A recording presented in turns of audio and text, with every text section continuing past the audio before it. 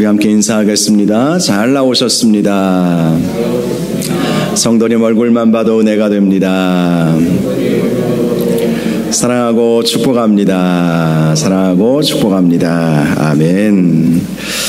치유와 기도 16번째 말씀입니다. 간절한 기도가 치료와 소망을 줍니다. 라는 제목으로 말씀의 은혜를 함께 나누겠습니다. 오늘 말씀을 보면 히스기야가 15년의 생명을 연장받은 그 일에 대한 말씀이 나와 있지요. 우리는 이 히스기야의 이 생명 연장에 대해서 열왕기하 20장 말씀을 통해서 이미 한 2달 전인가요? 말씀을 함께 나누었습니다. 열왕기하 20장 내용은 그 스토리 중심이라고 할 수 있죠. 그런데 오늘 본문을 보면 히스기야가 어떠한 기도를 드렸기에 그러한 질병의 치유를 받게 되었을까에 대해서 말씀해 주고 있습니다. 오늘 본문 구절을 보니까 유다 왕 히스기야가 병들었다가 그의 병이 나은 때에 기록한 글이라고 말씀을 하고 있습니다. 히스기야가 질병의 고침을 받고 자신의 질병이 어떻게 해서 치료받았는지를 생각하고 정리해서 글로 남겨놓은 것을 이사야 선지자가 이사야 선지자 이 말씀 가운데 추가했다는 사실을 알 수가 있죠. 히스기야는 유다 왕국을 29년간 통치했습니다. 히스기야가 15년의 생명을 연장받았으므로 히스기야가 병들었을 때에는 그가 유다를 다스린 지 14년째가 되었다라는 사실을 알 수 있습니다. 이 14년째는요, 아수르가 침공해 왔던 때였습니다. 그런데 아수르도 침공해 왔죠. 자신은 죽을 병에 걸렸죠. 내우외환이라는 말이 있죠. 딱 들어맞는 사자성어인 것 같습니다. 내적으로는 질병 때문에 죽을 것 같고 외적으로는 아수르가 침공해 와서 또 죽을 것 같은 이 위기가 겹친 상황이 당시 히스기야의 모습이었다는 것입니다.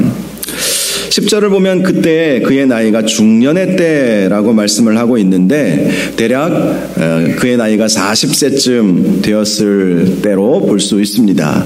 보통 40이 넘어가면 없던 병도 생기게 된다고 하죠.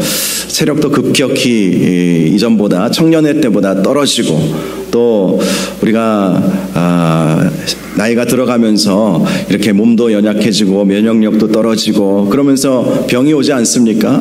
히스기야도 지금 아수르가 침공해 와서 그것을 막아내야 하는 절대절명의 위기도 겪고 있는데 이제 그의 나이도 중년을 넘어가면서 예전과 같이 몸이 같지 않았던 것이죠. 그런데 거기에다 덧붙여서 죽을 병, 의사가 이렇게 당신은 죽을 것이다. 물론 이사야 선지자도 당신은 죽을 것이다. 이렇게 지금 말한 것을 우리가 통해서 그가 위기가 지금 굉장히 겹쳤구나라는 사실을 알 수가 있습니다. 10절을 보면 히스기야가 당시 어떤 마음이었는지 잘 나와 있습니다. 나의 여생을 빼앗기게 되리라 하였도다. 이 말씀은 하나님께서 이사야 선지자를 통해서 히스기야에게 주신 말씀이죠. 나의 여생이 끝날 것이다. 내 여생을 빼앗기게 될 것이다. 라는 말씀을 들었던 때였다는 것을 알 수 있고요. 또 11절 산자의 땅에서 다시는 여호와를 배웁지 못하겠고 내가 세상의 거민 중에서 한 사람도 다시는 보지 못하리라 하였도다. 이 말씀을 들은 히스기야는 얼마나 절망이 되었겠습니까? 오늘날로 사형 선고라고 그렇게 표현을 하기도 하죠.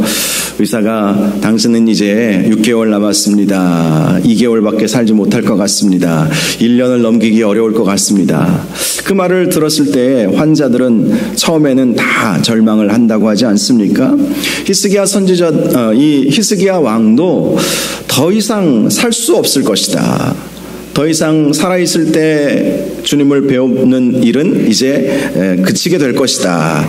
이런 말씀을 들었을 때 그는 절망할 수밖에 없었을 것입니다.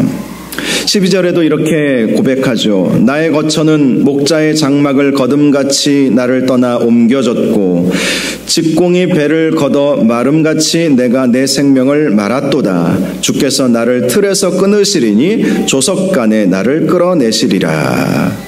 자, 이 말씀은 한마디로 정리해 보면 하나님이 내 생명을 거두어 가셔서 오늘내로 아침 저녁 안에 죽을 것 같았다라는 말씀인 것입니다. 또 13절을 보면 내가 아침까지 견디었사오나 주께서 사자같이 나의 모든 뼈를 꺾으시오니 조석간에 나를 끌어내시리라. 자, 밤새도록 끙끙 앓았다는 것이죠. 아플 때 밤이 굉장히 길게 느껴질 때가 있지 않습니까?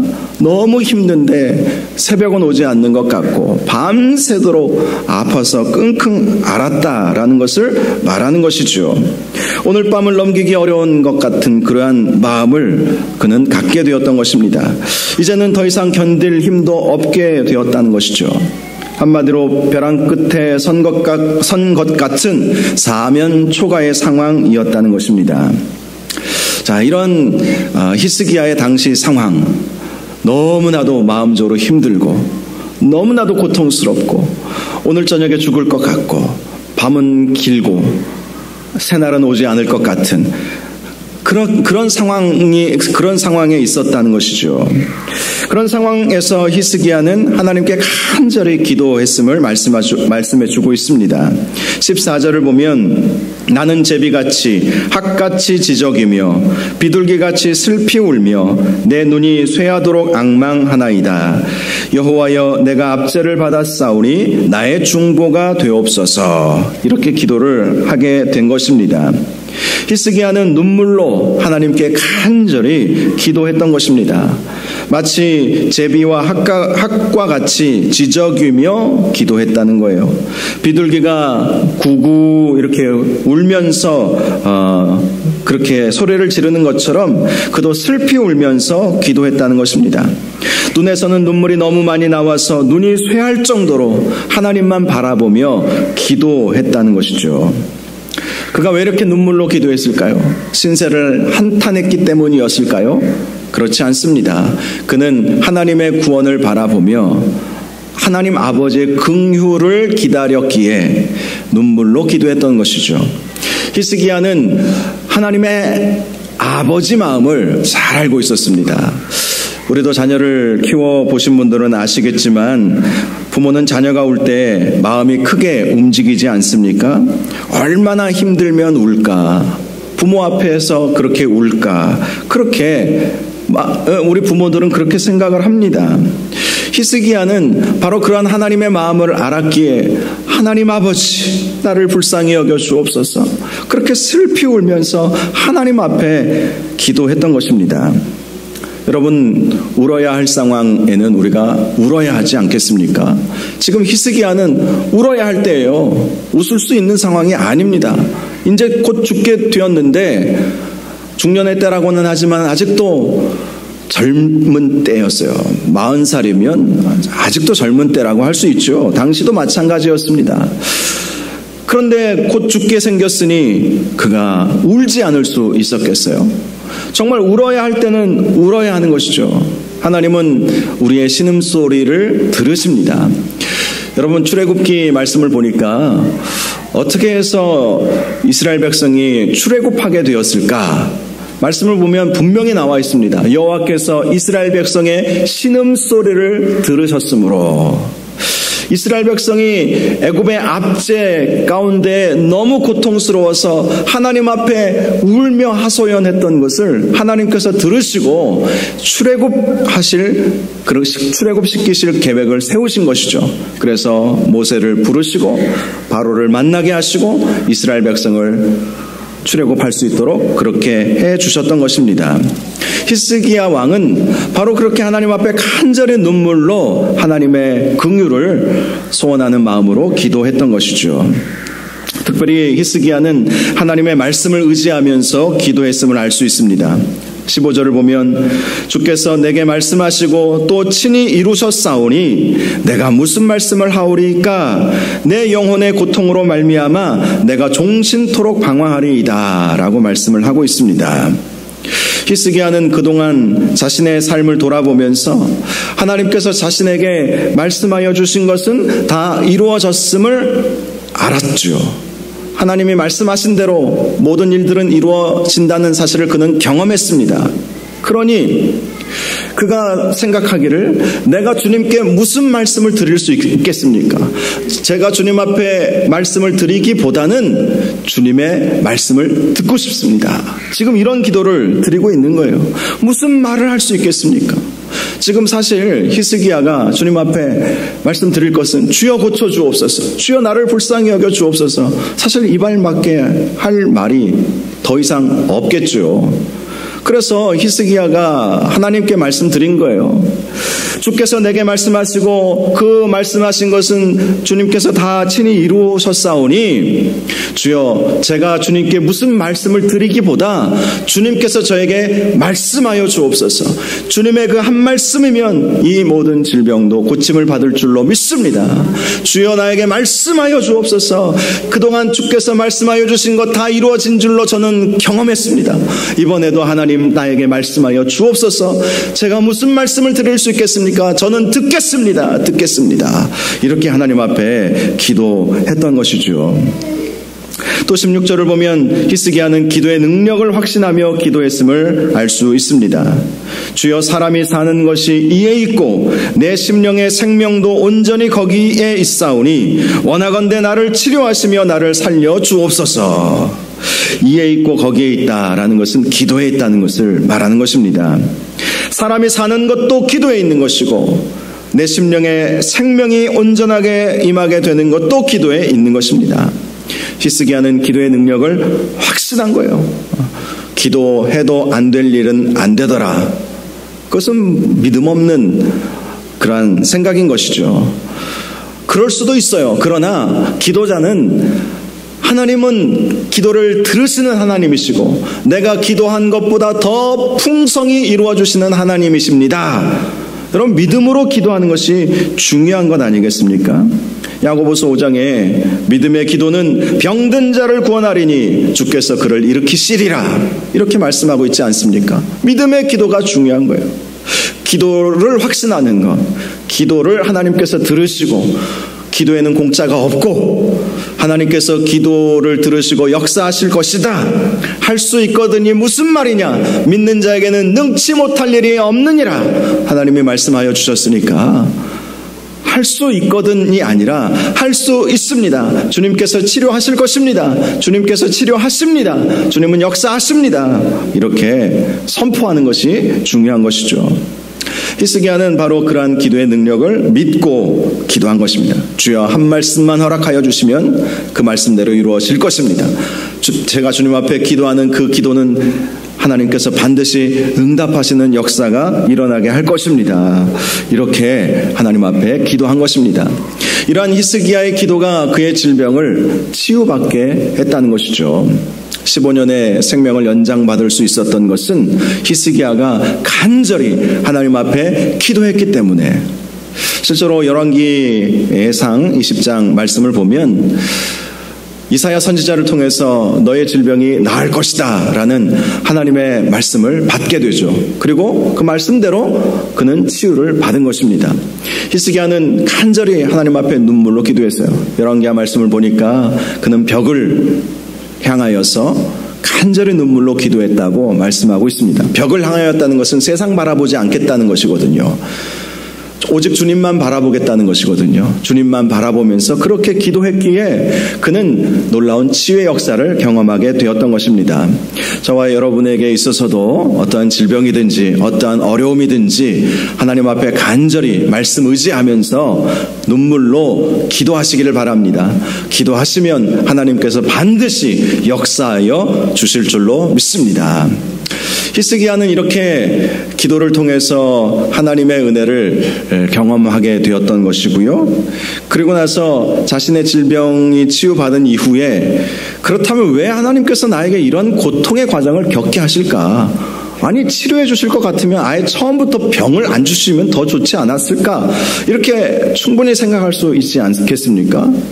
하나님은 치료하여 주시는데 왜 꼭 고통의 과정을 거쳐서 치료라고 하는 그러한 은혜를 우리에게 주실까? 이런 생각을 해볼 수 있지 않겠습니까? 그런데 히스기야가 가만히 생각해 보니까 그것이 하나님의 뜻이 있구나라는 것을 발견한 거예요. 자신에게 죽을 병을 하나님께서 주신 것이 이유가 있다는 사실을 발견한 것입니다. 17절 말씀을 보면 이 전반절에 보옵소서 내게 큰 고통을 더하신 것은 내게 평안을 주려 하심이라 이렇게 말씀하고 있습니다. 히스기야가 가만히 생각해 보니까 그 고통을 당할 때는 너무 힘들고 어려웠어요. 그런데 그 고통의 끝을 보니까 평안이 있더라라는 것이죠. 하나님께서 하나님의 자녀에게 고통을 허락하신 것은 그 고통을 통과한 이후에 더 큰 평안과 은혜를 주시기 위한 하나님의 방법이구나. 히스기야가 그것을 깨달은 거예요. 여러분, 고난이 오면 항상 우리가 잊지 말아야 할 생각이 있습니다. 이 고난은 하나님께서 더 큰 복을 주시기 위해서 나에게 주신 것이구나. 더 큰 평안을 주시기 위해서 이 고난의 과정을 거치게 하시는구나. 여러분 힘들고 어렵습니까? 그러면 우리가 하나님 앞에 간절히 기도하고 하나님을 찾으면 하나님이 응답하여 주시잖아요. 그런데 그저 내 문제, 내 질병만 고쳐주시는 것에 그치는 것이 아니라 하나님의 크신 복이 예비되어 있음을 기억해야 한다는 것입니다. 그러므로 고난이 오면 하나님이 어떤 복을 주시려고 이런 고난의 과정을 거치게 하실까? 여러분 이 생각을 결코 놓치시지 마시기 바랍니다. 나에게 고통과 고난이 온다면 얼마나 더 큰 은혜를 주시려고 하나님께서 이런 고통의 과정을 거치게 하실까? 항상 이거를 잊지 말아야 하는 거예요. 사도 바울이 로마서 5장 20절에 죄가 더한 곳에 은혜가 더욱 넘친다라는 그런 말씀을 했죠. 죄를 깨달으면 깨달을수록 그 죄를 용서해 주신 주님의 은혜가 더 크게 다가왔음을 고백하는 것입니다. 히스기야는 자신에게 불쑥 찾아온 질병의 고통, 네후외환으로 또 아수르의 침공을 겪으면서 그것이 자신을 망하게 하는 것이 아니라 하나님의 평안을 경험케 하시는 그 일이 되었다라는 것을 고백하게 되었던 것입니다. 그러한 고통의 과정을 통해서 히스기야는 하나님을 붙잡았잖아요. 하나님을 붙잡음으로 하나님의 능력을 경험하게 되지 않았습니까? 그것이 그에게 있어서 너무 감사했던 거예요. 나에게 이러한 고난의 과정이 없었다면 내가 과연 하나님만을 의지할 수 있었을까? 그렇지 못했을 것 같다는 생각이 들었죠. 실제로 당시 히스기야는 아수르와의 침공, 아수르와의 전쟁에서 이제 이기는 상황 속에서 그는 교만해져 가는 그 모습을 우리는 성경에서 보지 않습니까? 그래서 바벨론 사신이 축하하러 하기 위해서 찾아왔을 때에 교만한 마음으로 왕궁과 성전의 귀한 것들을 다 그대로 보여주는 그 실수를 저지르지 않았습니까? 가만히 생각해 보니까 자신에게 이런 고난의 과정이 없었다면 자신은 더 크게 망가졌을지도 모르겠다. 이런 생각을 할 수밖에 없었던 것이죠. 고난의 과정을 통해서 하나님을 붙잡고 겸손해지고 하나님만을 바라보다 보니까 그 고난이 자신에게 오히려 평안이 되었더라. 이렇게 고백을 했던 것입니다. 더 나아가서 그는 자신에게 찾아온 이 고통을 통해서 죄의 문제도 해결받게 되었음을 고백하고 있습니다. 17절 하반절을 보면 주께서 내 영혼을 사랑하사 멸망의 구덩이에서 건지셨고 내 모든 죄를 주의 등 뒤에 던지셨나이다. 고난의 과정을 거치면서 죄의 용서를 받게 된 거예요. 어떻게 죄의 용서를 받게 되었을까요? 하나님 앞에 회개했기 때문에 그런 것이죠. 물론 어떤 질병이나 고난이나 다 죄의 결과는 아니죠. 그런데 우리가 고난을 겪으면 우리 자신을 돌아보게 되지 않습니까? 모든 것이 죄의 결과는 아니지만 고난을 경험하면 하나님 제가 잘못한 것이 혹시 있습니까? 이렇게 하나님 앞에 묻지 않습니까? 그러다 보면 사소한 죄까지도 생각이 나지 않습니까? 저도 그래요. 어떤 예기치 않는 그런 아픔이나 고난이나 어려움이나 이런 것들이 오면 제 자신을 스스로 돌아보죠. 그러면서 하나님, 제가 여전히 회개하지 않은 것이 있습니까? 그러면서 제 스스로 제 자신을 돌아보면서 하나님 앞에 여전히 불순종했던 것, 또 믿음 없는 그런 마음을 가지고 있었던 그 모든 것까지도 하나님 앞에 용서를 구하는 그런 기도를 드리게 됩니다. 히스기야가 그런 것이죠. 너 이제 죽어라고 했을 때에 그가 하나님 앞에 간절히 기도하면서 자신을 돌아보면서 자신의 죄악들을 하나님 앞에 다 회개하면서 기도했던 거예요. 그러니 그 고난의 과정을 거치면서 그는 죄의 문제가 해결받았음을 고백할 수밖에 없었던 것입니다. 내 모든 죄를 주의 등 뒤에 던지셨나이다. 기도함으로 그러한 죄 용서를 경험하게 되었다고 고백하게 되었던 것입니다. 더 나아가서 히스기야는 고난의 그 과정을 거치면서 하나님의 신실하심을 알게 되었다고 고백하고 있죠.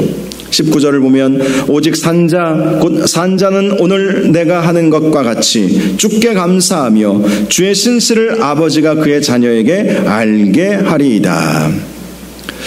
히스기야는 자신의 고난의 과정을 겪으면서 기도에 응답하시는 하나님, 기도하면 문제가 해결되도록 하시는 신실하신 하나님의 약속을 경험하면서 하나님은 신실하신 분이시구나, 이것을 깨닫게 되었다는 거예요. 한마디로 히스기야는 고난의 과정을 겪으면서 먼저는 하나님 앞에 더 간절히 기도하게 되었고요. 또 그 고난의 과정을 통과하면서 하나님의 평안을 경험하고 또 죄의 용서를 경험하고 하나님의 신실하심을 더 깊이 깨닫게 되는 은혜가 그에게 있었다라고 고백을 하고 있는 것입니다. 여러분, 고난은요 하나님의 확성기다. C.S. 루이스가 이런 말을 했어요. 고난을 통해서 하나님은 우리에게 하나님의 뜻을 더 크게 전달해 주신다는 것이죠. 그러므로 불필요한 고난은 없는 것입니다. 우리에게 어떤 고난이 오면 이 고난을 통해서 하나님께서 나에게 주시고자 하시는 말씀이 있을 것이고 깨닫게 하시고자 하시는 하나님의 그 섭리가 있을 것이다. 우리가 이 생각을 가지고 우리가 고난 앞에서, 질병 앞에서 좌절해서는 안 된다는 것입니다. 히스기야가 이것을 깨닫게 되니까 하나님께서는 그에게 치유의 은혜를 허락하여 주셨던 것입니다. 21절을 보면 한 뭉치 무화과 나무를 가져다가 종초에 붙이면 낫게 된다, 이런 처방을 하나님은 이사야 선지자를 통해서 히스기야에게 알려주셨던 것이죠.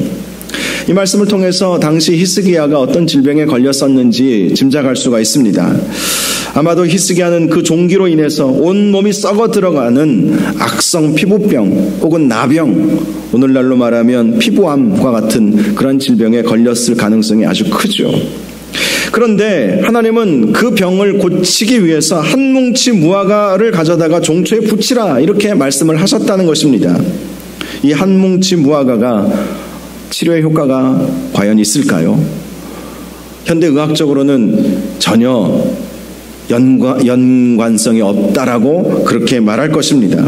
실제로 무화과가 치료의 효과가 있다면 얼마나 있겠습니까? 썩어 들어가는 그 질병을 이 무화과 한 뭉치 바른다고 해서 고침을 받을 수 있겠습니까?